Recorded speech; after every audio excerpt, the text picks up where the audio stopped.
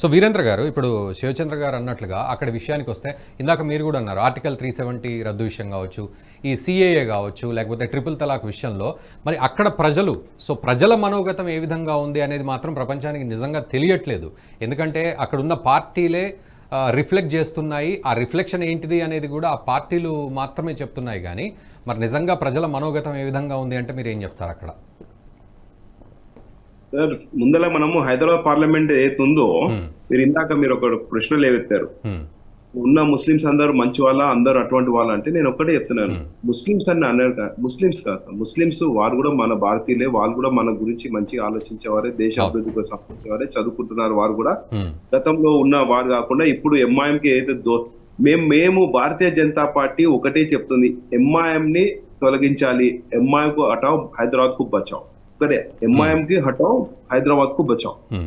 ఎందుకు అంటున్నామంటే వీళ్ళు ఎంఐఎం వాళ్ళు, ఎంబీటీ వాళ్ళు ఇద్దరు కలిసి మతం చెప్పుకుంటూ ఓట్లు వేయించుకుంటూ డెవలప్మెంట్ చెప్పకుండా, డెవలప్మెంట్ చేయకుండా ఉన్న ఏదైతే రాష్ట్ర ప్రభుత్వం గతంలో టీఆర్ఎస్ కానీ, బీఆర్ఎస్ కానీ, అట్లనే అంతకుముందు ఉన్న కాంగ్రెస్ కానీ, ఇప్పుడున్న కాంగ్రెస్ కానీ, ఏదైనా వీరి సొంత ఇటు కార్పొరేటర్లు కానీ, ఎమ్మెల్యేలు కానీ, పార్టీ కానీ, ఏదైనా కానీ ఈ పార్టీకి లబ్ధి పొందే విధంగా వీళ్ళ ప్లాన్లు కానీ, డెవలప్మెంట్లు కానీ, వీళ్ళ కమిషన్లు కానీ, కాంట్రాక్ట్లు కానీ అన్ని విధంగా ఎంఐఎం పార్టీకి, ఎంఐఎం పార్టీ కార్యకర్తలకి, ఎంఐఎం పార్టీ కాంట్రాక్టర్లకు ఏవైతే ఉన్నారో ఇదే విధంగా సాగుతుంది.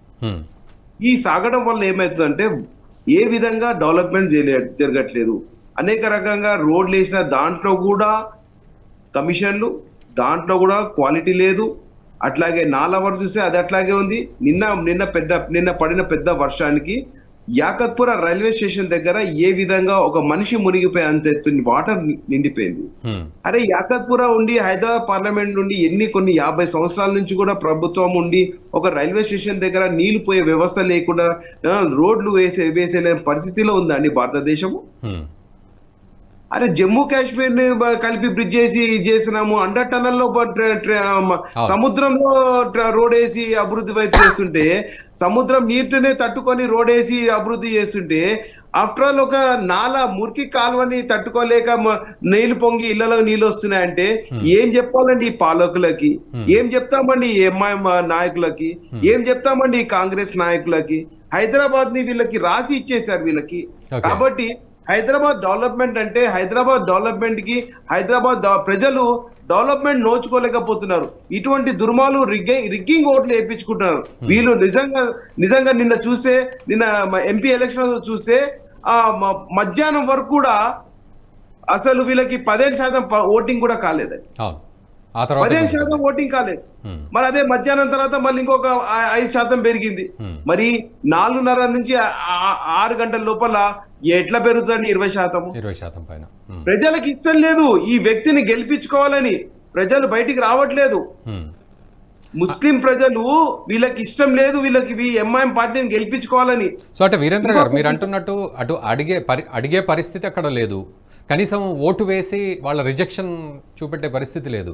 సో అంటే ఏంటి సిచ్యువేషన్? మరి మీరు అన్నట్టు మీ పార్టీ చూసారా, మధ్యాహ్నం కానీ ఇంటింటికి వెళ్ళి తలుపు కొట్టారు వీళ్ళ కార్యకర్తలు, ఎంఐఎం కార్యకర్తలు వాళ్ళ ఇళ్లలో పోయి ఓట్లు వేయడానికి బెదిరించారు. అసలు దాని మీద కేసు బుక్ చేయాలి.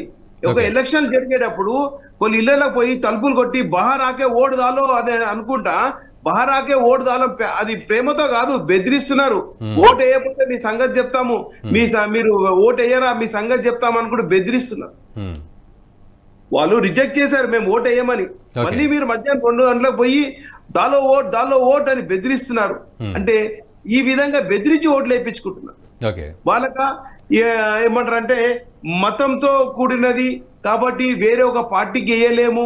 మరి వీళ్ళు మసీదుల్లో చెప్పేది ఏంటి? ఏమంటారంటే హిందూ పార్టీ, బీజేపీ పార్టీ అంటే హిందుత్వము. ఇట్లా ఈ విధంగా వాళ్ళ ఇళ్ల పిల్లలకి, చిన్నారులకు అందరికి కూడా మత బోధన చేసి వాళ్ళని ఒక జిహాదీలాగా తయారు చేస్తున్నది ఎంఐఎం. గతంలో కూడా చూసాము. మరి ఇక్కడ టిఆర్ఎస్ ప్రభుత్వం ఉన్నా, కాంగ్రెస్ ప్రభుత్వం ఉన్నా, ఎక్కడో మధ్యప్రదేశ్ లో ఎవరో చంపేశారన్నా లేదా ఎక్కడో బాంబులు ఇప్పుడు 2014 నుంచే దేవుడిదల్ల మోడీ గారు ప్రభుత్వం వచ్చిన తర్వాత బాంబుల ప్రసక్తి లేదు. ఏ టెర్రరిస్ట్ వచ్చి ఇక్కడ బాంబులు పెట్టి దేశంలో బాంబులు పేర్చే ధైర్యం చేస్తలేరు. పాకిస్తాన్ వాళ్ళకి ఎప్పుడైతే సర్జికల్ స్ట్రైక్ వాళ్ళకి గుణపాఠం చెప్పిన తర్వాత ఆ రోజు దేశంలో ఎక్కడ బాంబులు పేర్లేవు. కాంగ్రెస్ ప్రభుత్వంలో 2014 ఉన్నప్పుడు ఏ రకంగా బాంబులు పేలినాయో ఆ బాంబులు పేలినప్పుడు ఆ వ్యక్తుల గురించి మనం ఆరా తీస్తే హైదరాబాద్ పార్లమెంట్ లో వస్తుంది. అయ్యా మరి 1984 నుంచి మీ ఎంఐఎం పార్లమెంట్ లో మీరే ఉన్నారు కదా, మరి మీరు ఎందుకు ఇక్కడ అనేక యువకులు ఇటు టెర్రరిస్ట్ల వైపు ఆకర్షణ అవుతుంటే వాళ్ళకి కౌన్సిలింగ్ సెంటర్లు పెట్టి వాళ్ళని యువకులను చదివించుకుంటూ ఇటువంటి వ్యక్తులని మన దేశానికి చీడు పొరుగులను వాళ్ళని ఏ విధంగా వాళ్ళని కౌన్సిలింగ్ చేయటమా లేకపోతే వాళ్ళని అరికట్టడమా లేదా ప్రభుత్వానికి అప్పచెప్పడమా? ఇక్కడ పోలీస్ వ్యవస్థ ఏమీ తెలియదు. ఇక్కడ పోలీస్ వ్యవస్థ ఇక్కడ నిఘాలో ఏం చేస్తున్నారు, ఇక్కడ స్పై ఏజెన్సీ ఏం చేస్తున్నారు, ఇక్కడ ఇంటెలిజెన్స్ ఏం పనిచేస్తుంది? ఎక్కడో ఢిల్లీ నుంచి వచ్చి ఇక్కడ ఈ సంతోష్ నగర్ లో ఈ డబీర్పురాలో ఈ మన ఏమంటారు రియాసత్ నగర్ లో ఈ బాలాపూర్ లో ఎట్లా దొరుకుతున్నారండి టెర్రరిస్టులు? ఎక్కడో మా ఢిల్లీ నుంచి వచ్చిన వారికి తెలుస్తుంది కానీ ఇక్కడ తెలంగాణలో ఉంటున్న పోలీస్ ఇంటెలిజెన్స్ ఎందుకు పట్టుకోలేకపోతుందని మేము అడుగుతున్నాము. అంటే ఇక్కడ వీళ్ళకి పోలీస్ వ్యవస్థ కూడా పని చేయనీయకుండా వాళ్ళ ఆఫీసర్లకి వాళ్ళ పైన ప్రెషర్లు ఎంత ఒత్తిడి అంటే వాళ్ళ పని కూడా వాళ్ళని చేసుకోనియకుండా ఇక్కడ ఎంఐఎం కాంగ్రెస్ టిఆర్ఎస్ అంటే టిఆర్ఎస్ ప్రభుత్వం కాంగ్రెస్ వీళ్ళు ఆఫీసర్లను కూడా యూనిఫామ్ ని కూడా లెక్క చేయకుండా వాళ్ళపై ప్రెషర్ చేస్తుంది ఈ పార్టీలని. అంటే వీరేంద్ర గారు, ఒకవేళ నిజంగానే వాళ్ళు డెవలప్ చేస్తే ఎంఐఎం పార్టీ మీరు అంటున్నారు, విమర్శ చేస్తున్నారు, నిజంగా వాళ్ళు డెవలప్ చేస్తే మళ్ళీ అదే పార్టీకే ఓటు వేస్తారు కదా, మిగతా పార్టీలతో పని లేకుండా. మరి ఎందుకు డెవలప్ చేయట్లేదు అంటారు? చేస్తే ఏం జరగబోతుందని వాళ్ళు ఆ డెవలప్మెంట్ ఉండకుండా చూస్తున్నారంటారు? ఎంఐఎం పార్టీకి ఒకటే నిదానం, వాళ్ళకు మేనిఫెస్టో లేదు. పాన్ డబ్బా వాళ్ళ బేటా పాన్ డబ్బా ही चलाना, केले दुकान चलाना वाला केला ही चलाना, तरकारी बेचना वाला तरकारी बेचना. వాళ్ళు అభివృద్ధి చెందకూడదు. వాళ్ళు ఇక్కడ ఉన్న ఏదున్నా దుబాయ్ లో పోయి పని చేసుకోవాలి తర్వాత ఇక్కడ ఉండాలి తప్ప ఇక్కడ లోకల్ గా ఎదగడానికి వీల్లేదు. వీలే సుమారు 1,00,000 మంది దాకా రోహింగ్యాలను తెచ్చి ఇక్కడ పెట్టారు. ఈ హైదరాబాద్ పార్లమెంట్ లో రోహింగ్యాలు ఉన్నారా లేదా, వాళ్ళకి దొంగ ఆధార్ కార్డులు ఎవరు తీసి ఇస్తున్నారు, ఎవరు దీనికి ఏజెంట్లు? గతంలో టిఆర్ఎస్ ఉన్న ఈ కేటీఆర్ గారిని మేము ప్రశ్నిస్తే, మున్సిపల్ శాఖ మినిస్టర్ మేము ప్రశ్నిస్తే ఆయన దానికి సమాధానం చెప్పలేక మరి ప్రెస్ మీట్ నుంచి పారిపోయిన వ్యక్తి ఈ కేటీఆర్.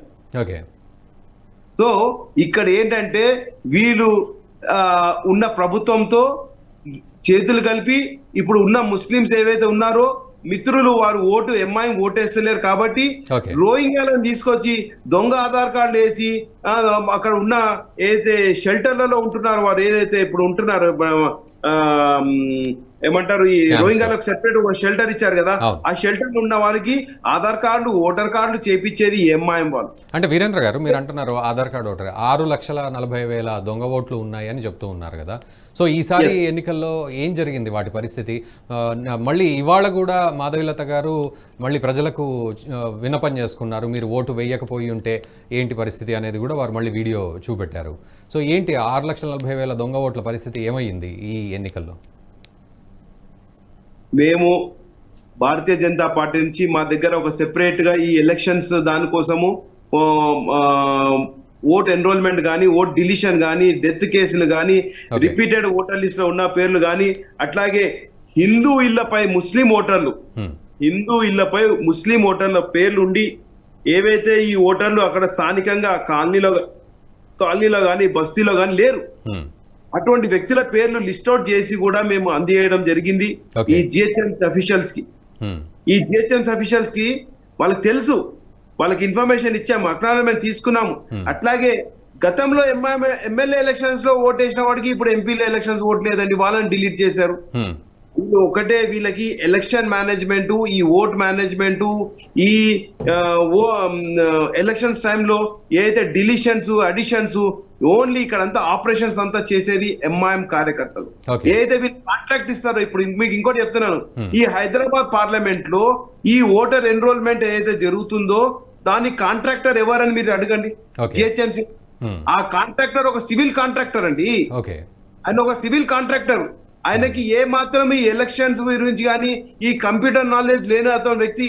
అతను ఏదో కొంతమంది పిల్లలను అపాయింట్ చేసి, ఈ ఎంఐఎం కార్యకర్తలను అపాయింట్ చేసి, ఈ ఎంఐఎం ముసుగులో ఉన్న కార్యకర్తలను అక్కడ వాళ్ళ కాంట్రాక్టర్ దగ్గర పెట్టేసి, ఈ ఓటర్ల ఎన్రోల్మెంట్ ఓన్లీ ముస్లిం యువకులు, మహిళలని, వీళ్ళని ఎవరైతే ఈ దొంగ ఓట్లు చేపించి ఈ సంఖ్య మళ్ళీ హిందూ ఇళ్లపై, హిందూ బస్తీలలో ముస్లిం ఓటర్లను క్రియేట్ చేసి, మరి అట్లాగే ఒకటే వ్యక్తిని ఫలానా ఏదో ఒక పేరు తీసుకోండి, అబ్దుల్లా ఖాన్ అబ్దుల్ ఖాన్ అనే పేరు తీసుకెళ్ళి ఎందుకంటారు అబ్దుల్ ఖానే ఉంటాడు.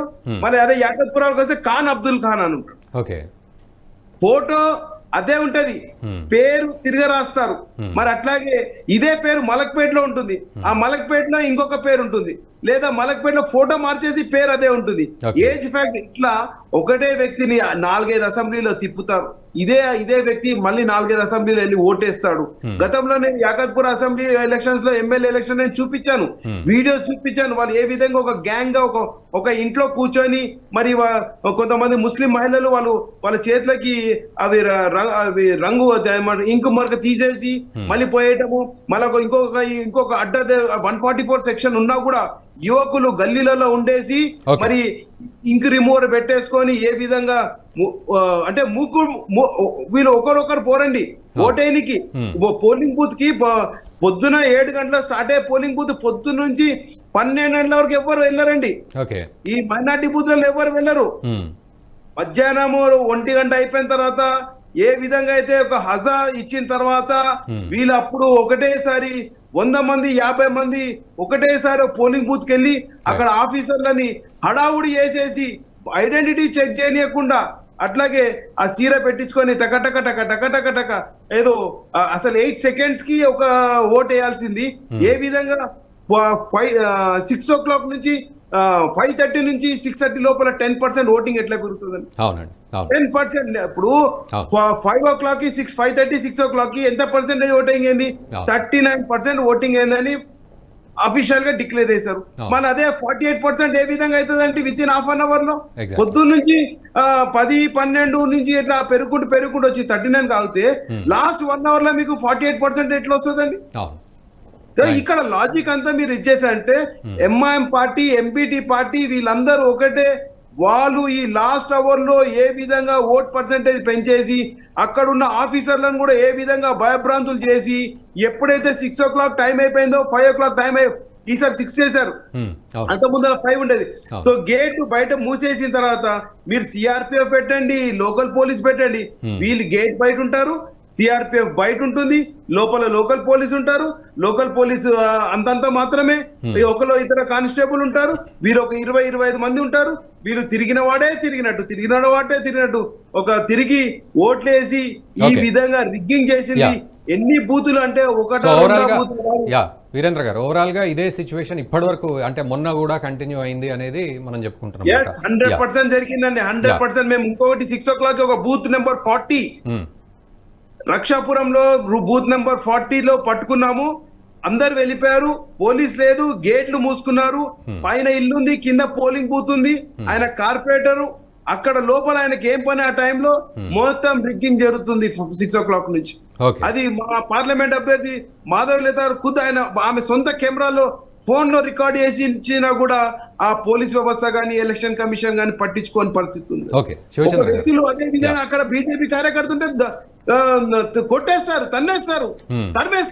ఈ విధంగా జరిగింది. నా ముందల నేను ఎలక్షన్ ఏజెంట్ నా ముందల ఒక కుర్మాగూడ ఒక యాపిల్ టెక్నో ఒక స్కూల్ సెంటర్ లో మా బీజేపీ పోలింగ్ బూత్ అభ్యర్థిని బయటికి వెళ్ళగొడితే మళ్ళీ నేను వచ్చి ఎందుకు బయటికి వెళ్ళాలంటే పలానా వ్యక్తి ఇప్పుడైతే ఏదైతే నిన్న మొన్న అరాచకాలు సృష్టించారో మాధవ్ లత గారి పైన ఏ విధంగా దుర్భాషలు ఆడాడో ఈ యాసర్ అరాఫత్ అనే ఏదైతే వ్యక్తి ఉన్నాడో నడి రోడ్డు పైన పోలీస్ వ్యవస్థ ముందల మొత్తం సిఆర్పిఎఫ్ ల ముందల పోలీస్ వ్యవస్థ ముందల నోరుకొచ్చినట్టుగా కూతలు కూస్తే అతని రోడ్ పైన పబ్లిక్ గా తిరుగుతున్నాడు. ఒక ఎంపీ అభ్యర్థి మహిళ అని కూడా చూడకుండా ఎటువంటి దుర్భాషలు ఆడినా కూడా ఈ రోజు వరకు ఆయన లోపల బయట ఉన్నాడంటే ఎటువంటి పరిస్థితి ఉంది? ఎట్లా ఏముందో ఒకసారి మీరు ఆలోచించండి.